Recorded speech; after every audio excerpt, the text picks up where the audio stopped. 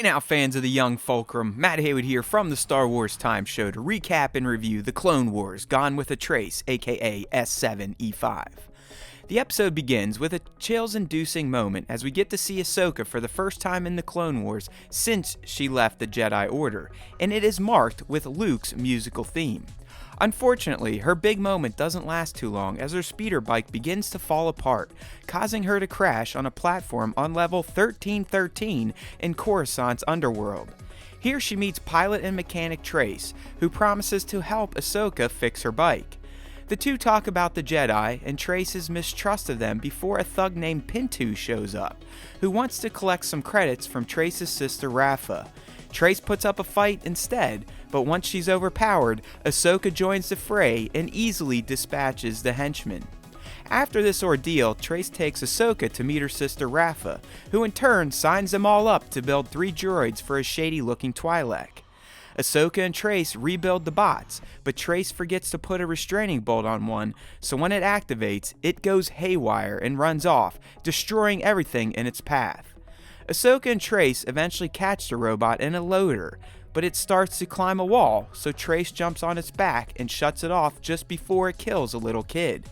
Unfortunately for her though, the bot then falls from a ledge, but then Ahsoka catches them with the lift they were on, but even that starts to fall after Ahsoka hooks up a winch, so she stealthily uses the Force to save Trace from falling.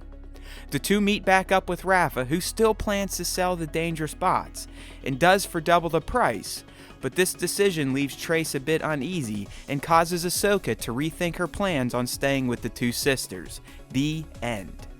The return of Ahsoka Tano was masterfully done in this episode, which started with an amazing introduction set to Luke's theme, and ended with the inevitability that we will see her use her Jedi training to help those in need, even though she wants to run from her past.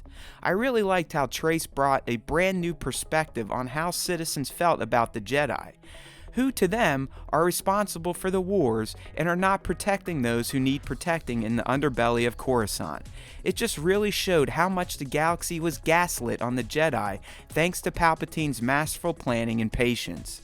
Finally, Ahsoka's stealth force pulse scene was pretty great, but I wonder if that little Twi'lek who saw what she was doing will rat her out to anyone. Maybe his stories of the Force Girl will be how Anakin Kenobi know where to find her. Who knows? But for an arc kicking off episode, I found the return of Ahsoka to be pretty damn great. Thanks for watching. If you enjoyed this video, please consider liking it and subbing to our YouTube channel.